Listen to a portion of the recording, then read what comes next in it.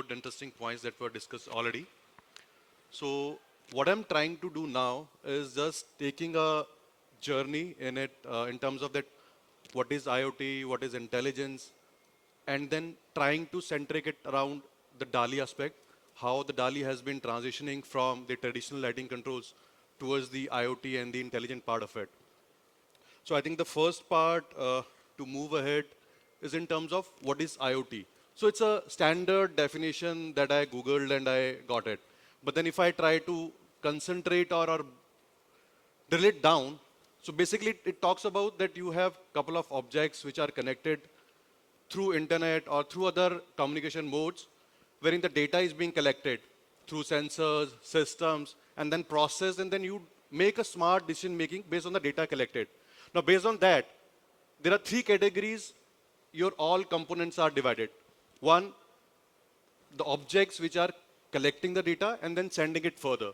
The next category is receiving and acting on it. Then there is a third category which is doing both the aspects. So we'll try to kind of, let's say, cover our journey of DALI, how this process has evolved. Now, this is the traditional DALI 1, which was launched in the year of 1998, wherein the first adoption of the commercial products on DALI 1 was started. Now, in this area, the DALI only talked about the lights, nothing beyond that. No sensors, no keypads, nothing. Now, if you have to have adoption of the sensors and the keypads, it was all your legacy system or the proprietary systems, but nothing to do with the DALI aspect. So DALI could only give you the data for lights. Then came the DALI 2 in 2014, wherein DALI talked about both in terms of your lights, your emergency lights, your sensors, and your keypads. Now, wherein you have started collecting the data, be it your occupancy data, your lux data, how your keypads are being used, how your lights are behaving. Now, this is another set of data wherein you started collecting it. Now, if I take it further,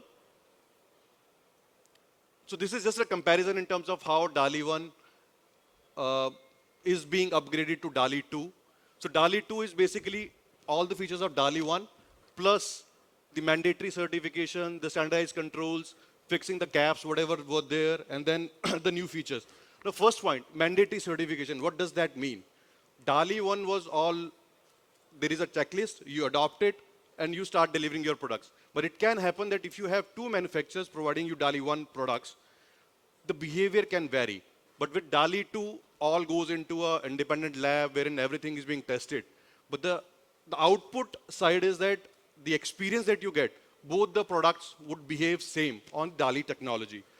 So it's more towards a multi-vendor interoperability. Basically, you can have the manufacturer independence here. You can have any DALI 2 product being working with the other DALI 2 products. So this is again a representation of that. I'll just skip that part. Yeah. Now, DALI 1 and DALI 2, it talked about the communication over a 2-core cable. The next advancement that's happening in the DALI is DALI Plus. This year, DALI has launched all together a new concept, which is DALI over wireless.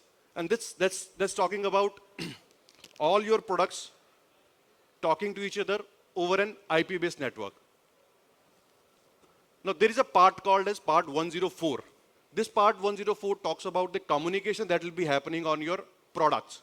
It can be a wired communication or a wireless communication. Now, if we just concentrate on wireless for a while, then there are two concepts within DALI Plus. The first one is DALI over wireless, wherein we talk about all the products, be it your sensor, keypads, or drivers, working on wireless mode. The second is wireless to gateway, DALI gateways. So that's basically you have a Zigbee wireless zone, you have a Bluetooth wireless zone. Now you want to connect your DALI along with that, then there is a DALI gateway that is to be adopted. But within DALI over wireless, if you have a scenario wherein you have your wireless components and still you want your wired DALI system to be used, there is a bridge which comes into the picture. Now, this bridge is part of your DALI Plus advancement.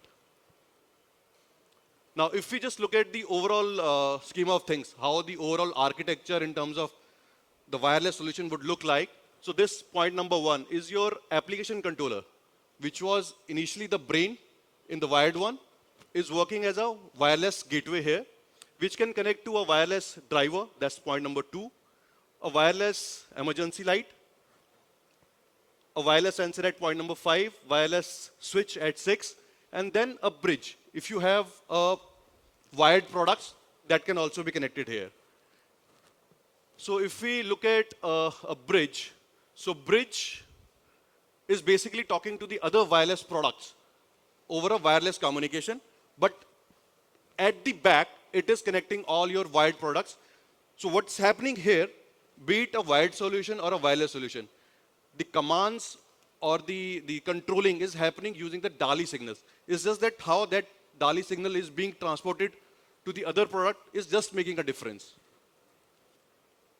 Same way, this is the wireless sensor, which can work as an independent wireless sensor, but again, it can work as a bridge as well.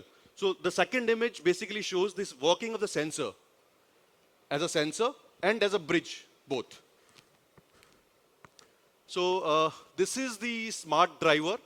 Within this, we call it as a multi-function driver.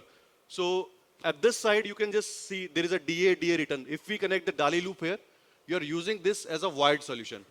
But at the back, there is a area enclosed here where we put our chip. This driver becomes a wireless driver. Again, you can have your batteries connected to it to make the same luminaire as an emergency luminaire. You can have your exit signs also connected to this driver.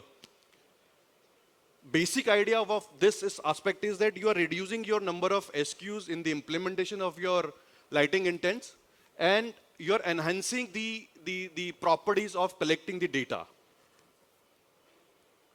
Now, till this stage, what we have talked about is the occupancy sensors and the lux sensors. Now, what we are doing now is the concept of well-being incorporated into DALI, wherein we are connecting the occupancy in lux. Apart from that, your temperature, humidity, volatile contents, everything is being connected. Now, what is more important here is that you are collecting all of the data, but do you have the capability of storing that data? How that data is being stored, how you are communicating that data with other systems. With our system, we have a capability of collecting 140 data points per second. Now that's the baseline wherein you start talking about creating an IoT environment, then making your intelligent systems out of it. So this is the representation of how you can mix your wired and wireless systems. But from a user point of view, the use and feel remains the same, whether you are using a wired one or wireless one. Now here, the use case is basically if you have a more concrete and metallic structures, wherein you feel that wireless signals can create a problem, you go for a wired one. If it is more open area, you go for a wireless one. But from a system point of view or from the facility management point of view, the operation remains the same. They don't have to worry whether it's a wired one or a wireless one. How do I behave? My acceptance of the system. You need not to worry about that part here. Okay, so till this point, what we talked about, what are the data sets that are being collected, how that is being collected, whether it is on the wire or a wireless that is being connected. Now, the next part that we are gonna talk about is that how the systems can integrate with the other systems, how the data can be sent from one system to the another system. Now, there are different things that have been populated here.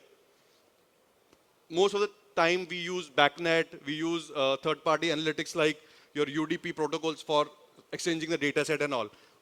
Recently, MQTT has been, let's say, adopted quite frequently and most popularly.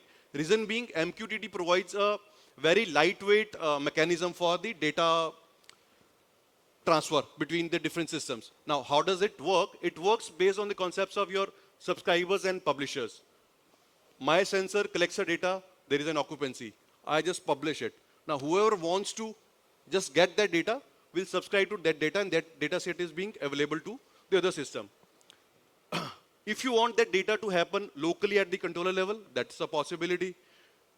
So whatever data that is being collected at the controller level, it's all raw data. But if you want to process data, then there is a different mechanism to do that. So MQTT works on the raw data collection. Same way, your integration with your BMS, HVAC, and AV systems, again, is happening locally onto the controller level, then from controller to the BMS level. This, again, collection of the raw data.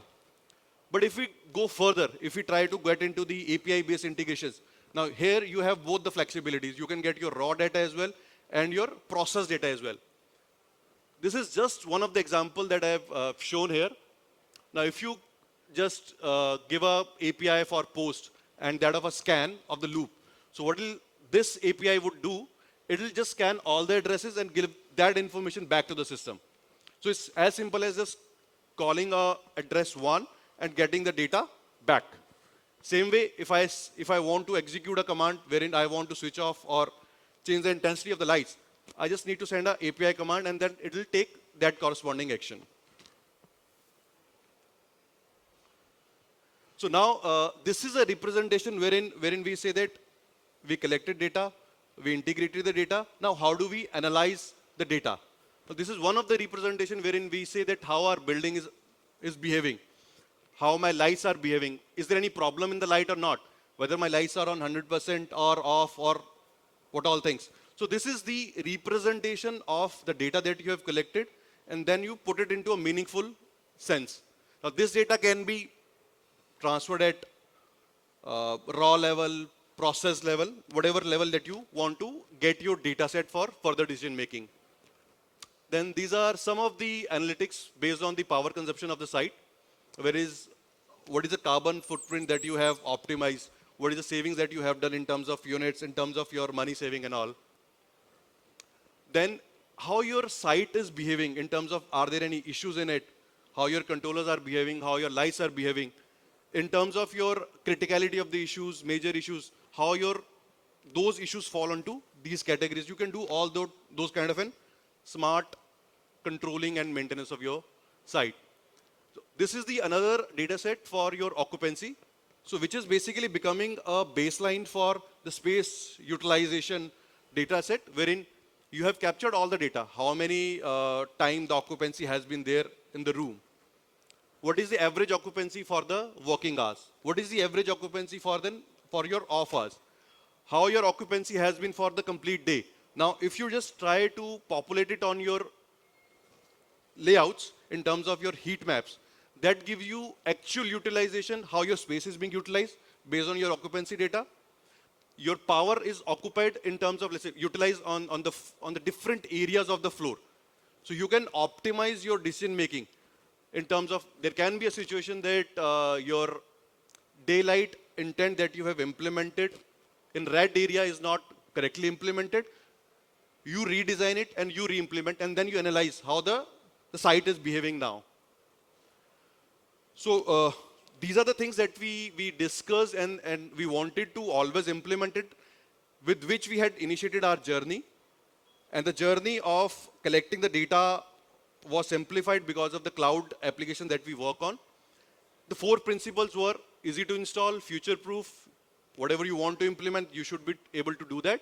And if you need any support or a maintenance work, it should be readily available. So these were the 4 principles with which we had initiated the journey in terms of our lighting control solutioning. And the things that I have presented now is already available in the market and we are doing it successfully. This is what I had for today's session. If you have any queries or anything, if you want to ask now or later, I'm always available. Thank you.